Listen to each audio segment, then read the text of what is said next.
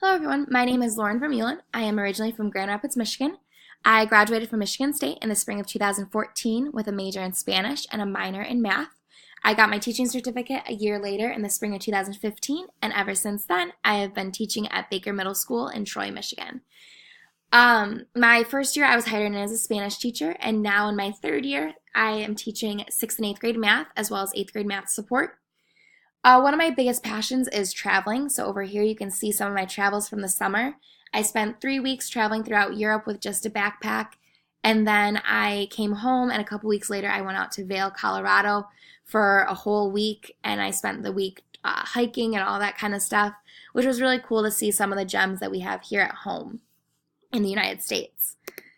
In terms of my experience with struggling readers and writers, I don't have a ton of experience with this because of my content area.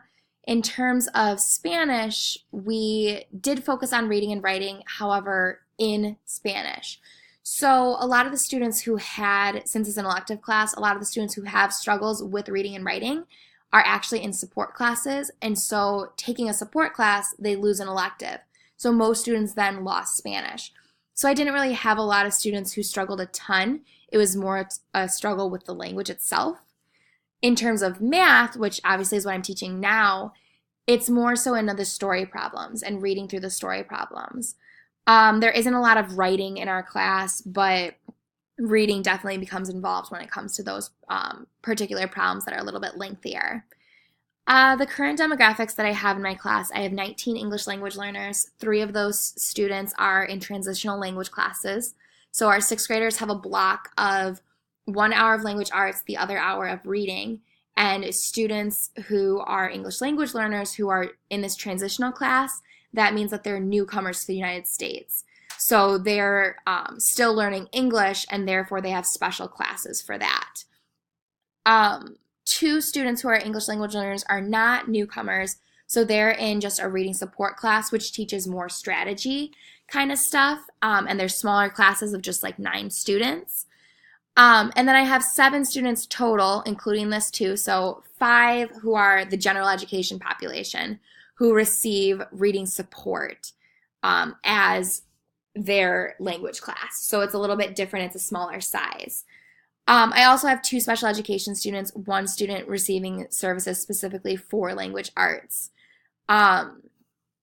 We do have co-taught classes for math. So last year I co-taught with another teacher, so I had a higher population of special education students, and therefore I had a higher population of students who struggled with reading and writing.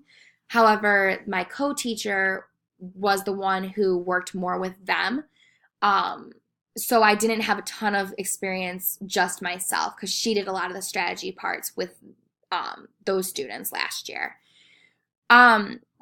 This year I would say that my biggest struggle has been with one particular student who is in this transitional class because he is new to the United States. He moved here from El Salvador, and he actually did not speak English for the first month and a half of school.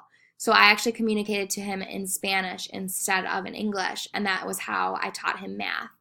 So I think that that's probably one of my biggest struggles, but also the thing that I'm looking forward to the most about this class is learning different strategies that I can use to help those students, to help my English language learners, to help my students who do struggle with reading and writing, as well as my students who don't necessarily, but also teaching them just strategies that they can use to help decode the math problems and stuff. I think that's probably one of the biggest things that I'm looking forward to. If I go back into Spanish next year, which is kind of what we're hoping, then I'm also looking forward to using some of these strategies with just decoding a paragraph and then having the language piece as a separate part. But yeah, that's what I'm looking forward to. I'm looking forward to the semester with all of you. I hope you all have a great day, and I will talk to you soon. Bye.